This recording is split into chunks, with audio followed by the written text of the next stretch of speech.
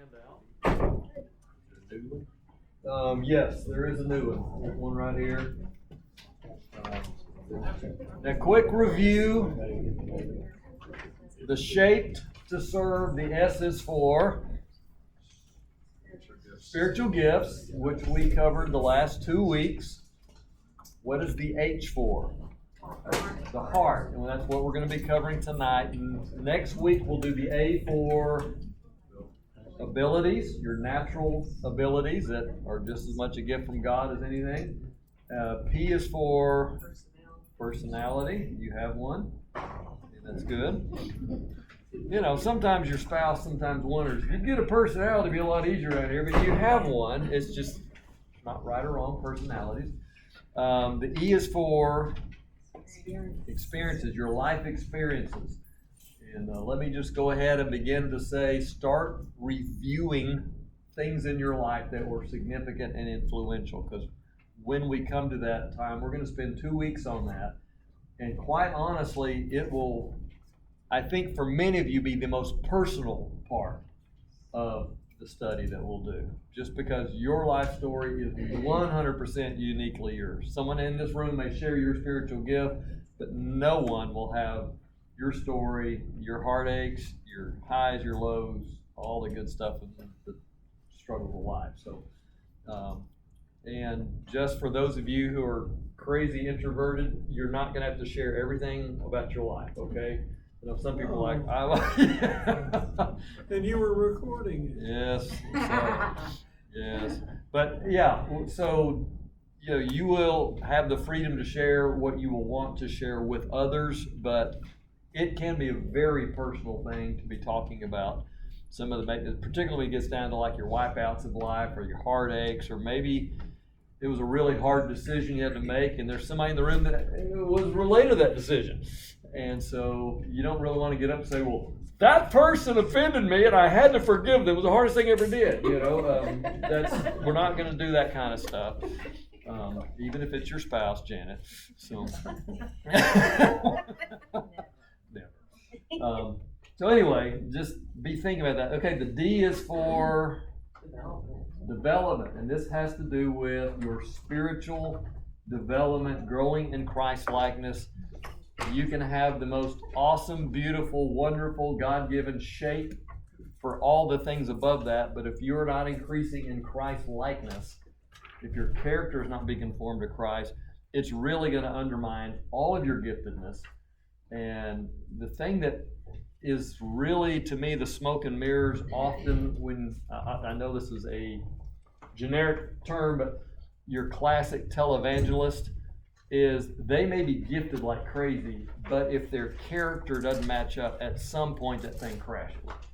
And so it's just a difficult thing to add to it. We need to make sure that that is there. So, well, tonight we're going to be looking at the heart, and by that I'm just talking about that as spiritual passions, God-given passions. Sometimes people get a little bit weird when they hear the word passion. Maybe they think of maybe the passion of the Christ, which is like that is a reference to his suffering. Or they may think of passion as in something that's a little bit erotic and a little bit on the edge. Should we even be talking about that word in church? There's a lot of things in between those two things, but what I'm focusing on when I use that word are God-honoring, God-given desires. And you'll understand this more as we go through it. Many times we do not realize that the Holy Spirit actually has desires. We may refer to him as an it, you know, and he is a real he, and as a person, he has desires, he has thoughts, he has intentions, he has actions, and it should not be unusual to think that he has desires. And in Galatians 5, I think I mentioned this briefly last week, but let me read it to you. Galatians 5:16 through 18. It says, "But I say, walk by the Spirit, and you will not gratify the desires of the flesh." So there's that bad word, desires of the flesh. "For the desires of the flesh are against the Spirit, and the desires of the Spirit are against the flesh." So the Spirit is having desires. They're not worldly, they're not fleshly, they're not self-centered desires, but there are desires. And it says that these are opposed to each other to keep you from doing the things you want to do. But if you are led by the Spirit, you are not under law. Now, the desires that are referred to in this passage are for all believers, I think. I don't think it's talking about the unique desires that you and I have that are given by God. But we need to understand God puts a want to in us. And that's what we're referring to. That, there's certain things when it comes to ministry and to service and opportunities that you can't explain it. It's almost like design or colors or music styles. It's just like, why do you like country western as opposed to classic rock? I don't know, I just do. Okay, it's not a right or wrong. Some of you are saying right now, that was a wrong question, but that's what happens in churches. We like to condemn what's not us. But in the Spirit, it's not going to be these right or wrong kinds of desires when we're looking at this. Now, it's hard to explain why we have these desires other than the fact that God has given us these kinds of godly desires. Now, in your notes, this is described a little bit as some related terms: burden, dream, vision, call, God-given desire. These should help us start thinking, what do you have a burden for? What do you have a heart for? What is the big dream, the kingdom dream God has put in your heart? What is the vision of, if I could live my best life for Jesus, what would that look like for me doing? That I think would be just an amazing thing to do. Your passion is what will give you energy when you do it. And when you're doing it, it's just like you literally have the sense, I don't have to do this, I get to do this. And that's what we're looking for when it comes to ministry. Now, let me just pick on Mark Wendell here. He has no idea I'm about to pick on him. He's just like, oh, great, what does he know about me? Mark gets to play guitar and worship. He doesn't have to. He loves doing it. He'll spend hours on the weekends sitting there playing his guitar and getting ready for worship and sound like I think you have your whole kid, the Von Wendell family, except for Chrissy. All the garage bands up and running, They got the bass. Rush only had 3 people, didn't it? Anyway, I digress. ZZ Top. ZZ Top, okay. I knew there's some three-member bands out there. But is finding what is just the thing, maybe this is a good word, a divine oughtness. I ought to be doing this because it's what I just really feel like I need to be doing. Now here's a fantastic way to, a little different angle to help you understand your passion. What are you willing to suffer for? Because if you are not willing to pay the price for that, whatever that is, it's not a passion.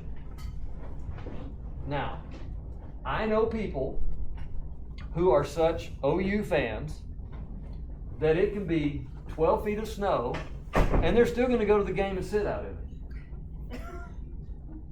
Because they're fans. That's what fans do. I knew of a pastor who was he was in the Knoxville area, and there was a University of Tennessee, the other TU was playing, but he literally hooked a ride on the snowplow so that he could go to the game and jumped off at the stadium. Now, he had a passion for that. What she may think. Some questions. Yeah, that's got some questions about his sanity, and I understand that. But let me put it on a personal note. Every now and then people are like, how in the world do you do all that world travel? That's just awful. All that bad food and airports and staying in line, TSA, blah, blah. It's like, I'm not doing it because I enjoy all of that stuff. I have a passion for training pastors in developing nations who are under-resourced. And it doesn't bother me because of that. And that's just part of the deal, part of the package.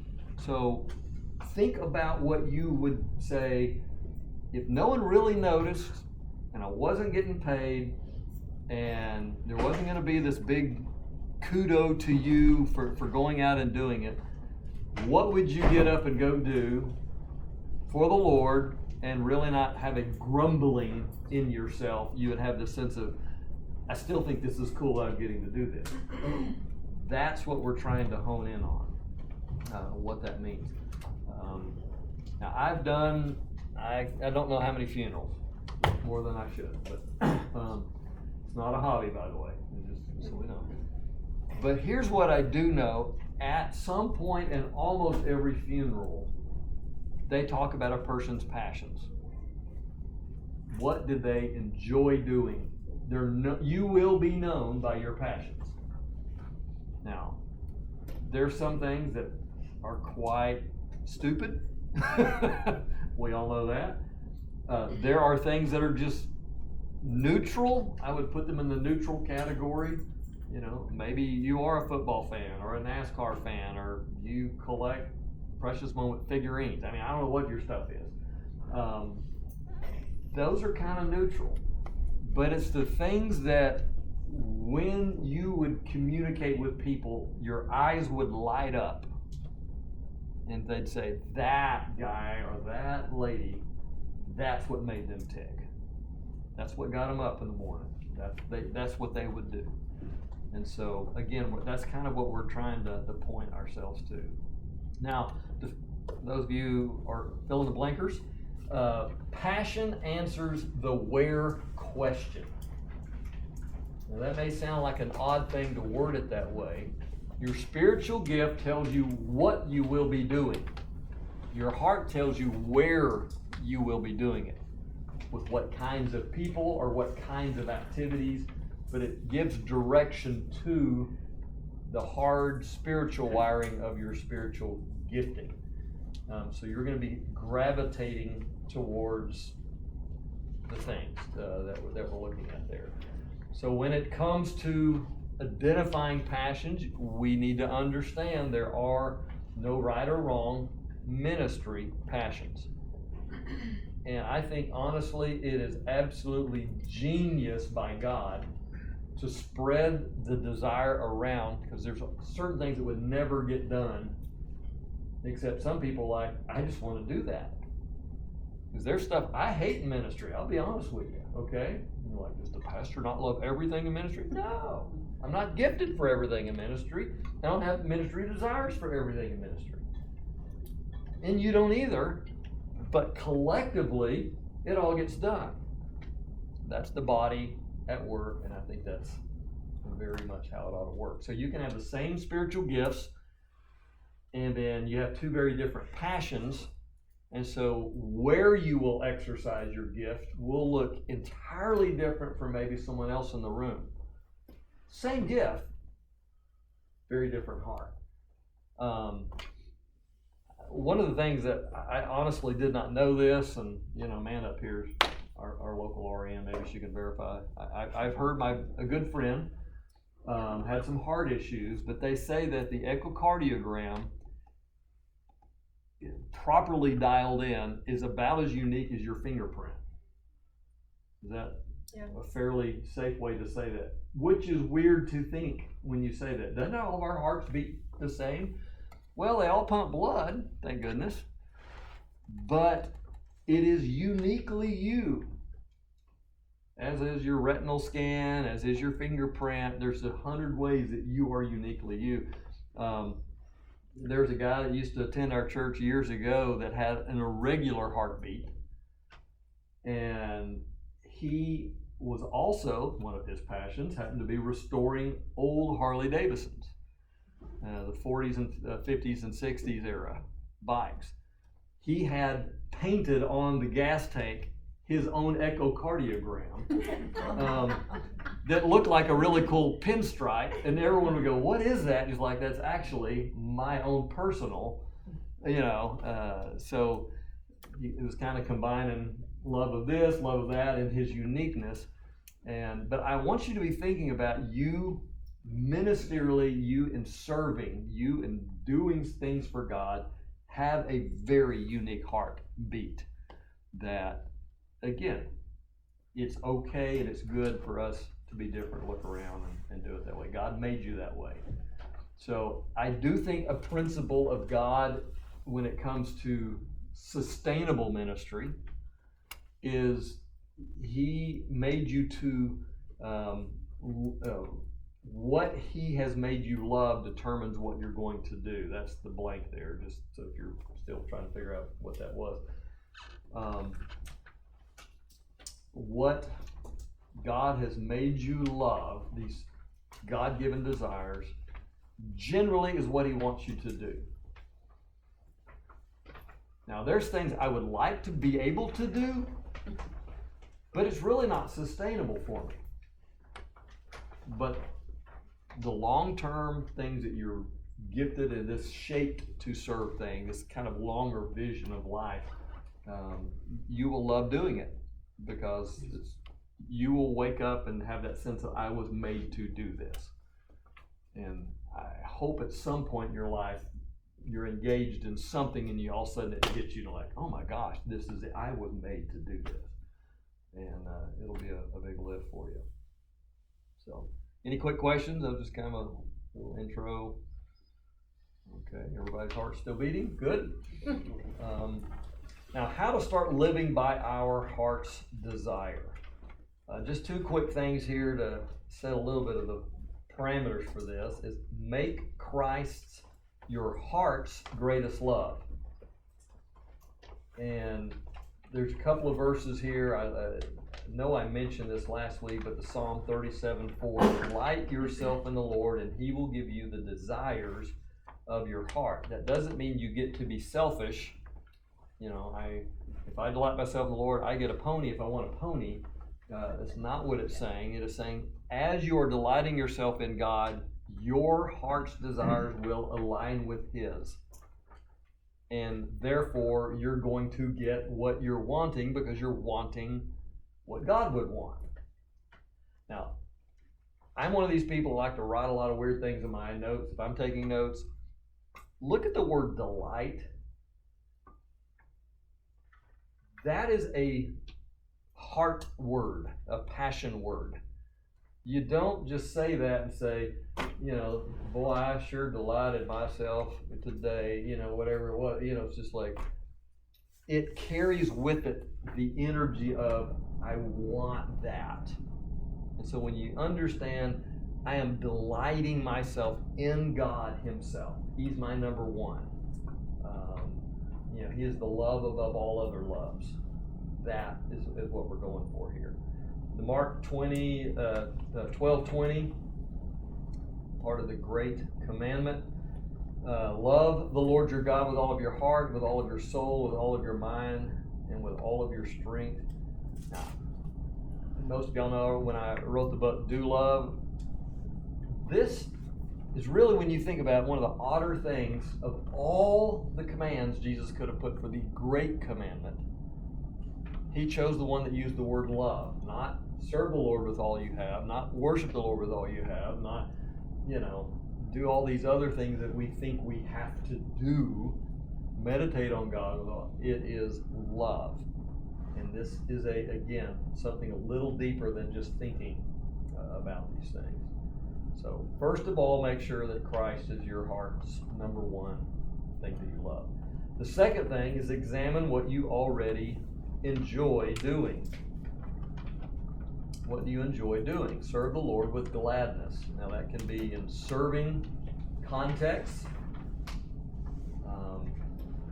By the way, this is a very special verse for me because when I was ordained into ministry, my dad actually came and was a part of my ordination, and this is the verse he read over me.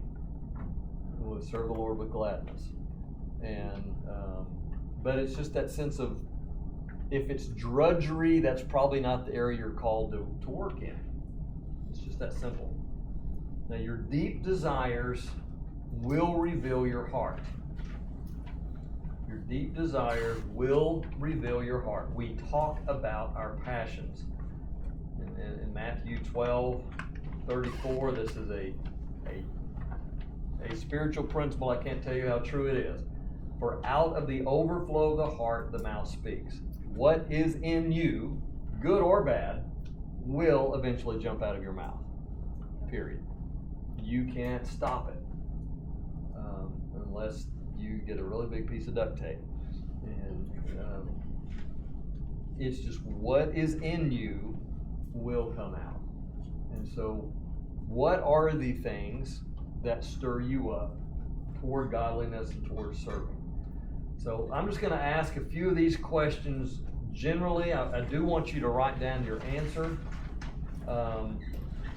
If I were to mention your name to a group of your friends or families, what would they say are your passions or what really interests you? What would those things be? If I just stumbled on them at a restaurant and you're not there, and I just said, "Hey, what lights Tony up?"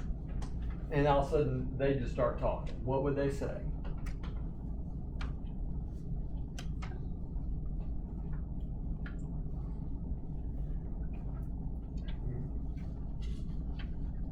Anybody want to share just one of them?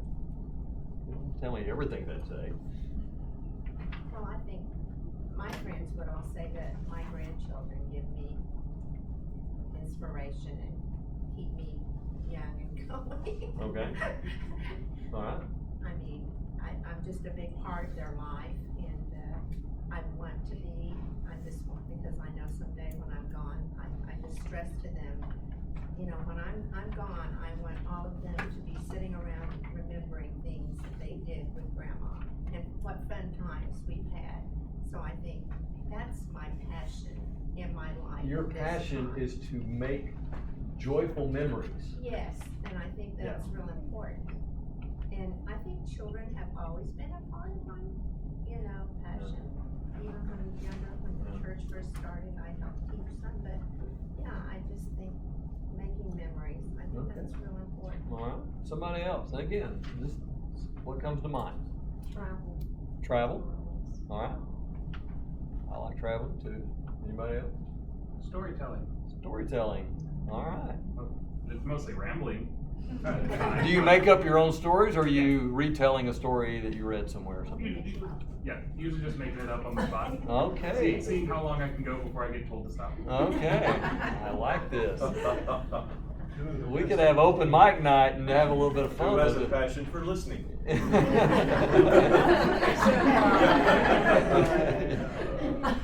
Doing the best that you can. That's our desire to do the best. Yeah. Yeah. That's good. And some of that can be very God honoring, and I hope it is. Some of it can be perfectionism that you probably picked up from a overbearing parent or who knows what. And so we have to, every one of these things, I mean, there's nothing wrong with telling stories or traveling or grandkids. It's just like we always have to say all of that with that caveat of my first love in life is the Lord. And then these things.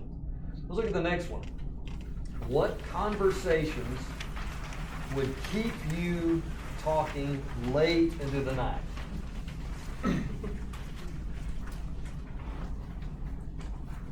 What's the stuff that if your conversation got started and your normal bedtime is whatever, and you're kind of like, gosh, I want to keep talking about that. It's that there's something there. What would that be? I think if you saw something that you really realized was truly a miracle. I mean, like Rick and Diane's great-grandson, Putty. I think he is a miracle in the work. And Holden. And, you see these things in life. So I think when you see that, you just have to share it, like, this is what happened to this young man at Skytech Mason. he finally smiled today. I mean, he's been, in a coma and down. God is working all the time. in So our you lives. like to, a passion for yours would be testimonials Yeah, I mean, about things that God's just doing. talking about Okay. that, Somebody else?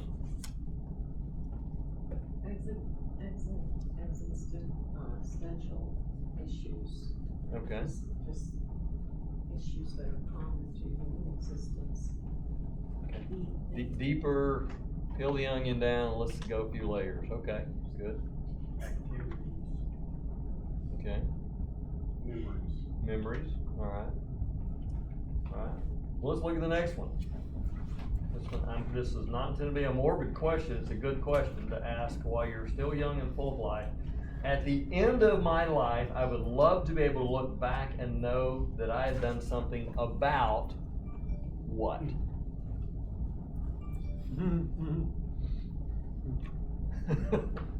Settle down, Hugh.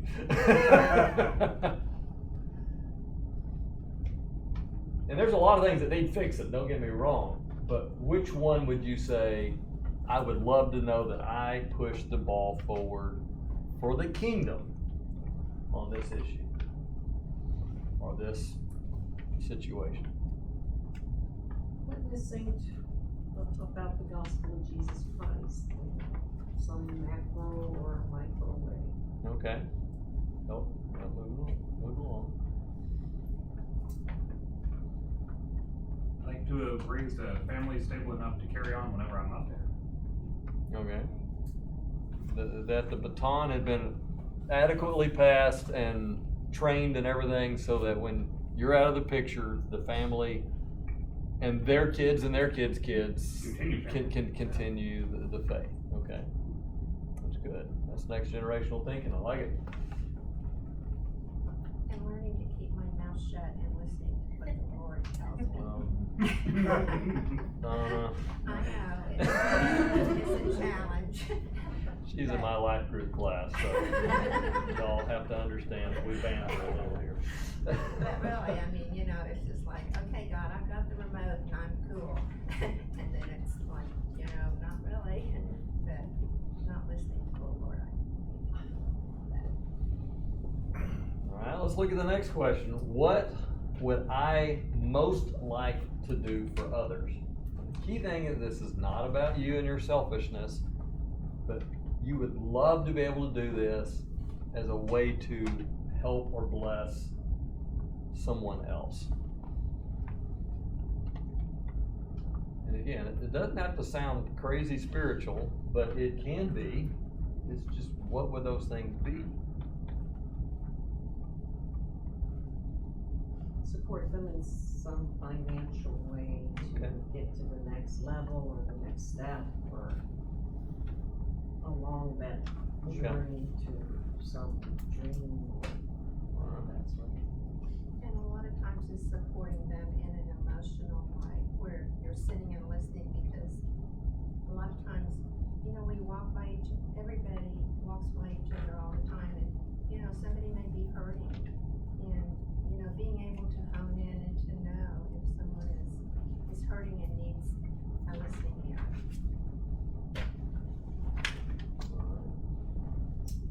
Anyone else? Fix something. Okay. Or help them solve a problem. Okay. Alan's the The fixer. fixers, they're both fixing.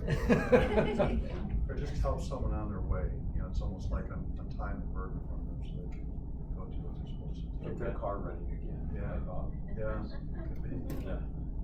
It's Or a restring the big- guitar or whatever it is, yeah. I mean, there's a lot that you guys do on that And it kind can of be thing. something really small, Yeah. Yeah. But be thinking about the stuff. There's lots of easy little ones, low fruit, but think about life direction. I want you to be thinking about what's really in you, that you're wanting to make the difference. That it's almost like, if I don't do this, I will not have lived my full life. What is that? Now let's, for the next two questions, I'm just gonna turn you loose here. just for the recording's sake, let me go ahead and cover the next several questions, but, once we kind of identify people focus and issues focuses, I want you to think about 5 events or experiences in your life, and we're talking specific things that you enjoyed immensely. They had something to do with ministry, and they were significant to you. And what I don't want you to do is sit there and overthink. I want you just to be able to just get it all out. If you need to sort it out later, you can. But right now, it's just kind of, I won't call it word vomit, but that's the word that came to my mind. Sorry. Brain dump. Brain dump. There's the word we're looking for.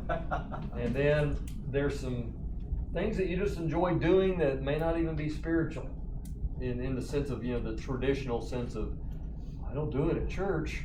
How can going camping be spiritual? Well, if you enjoy it, you enjoy it. If you enjoy riding your motorcycle, or you enjoy sewing, or you enjoy gardening, or whatever those things are, put those things down, the things that are strong.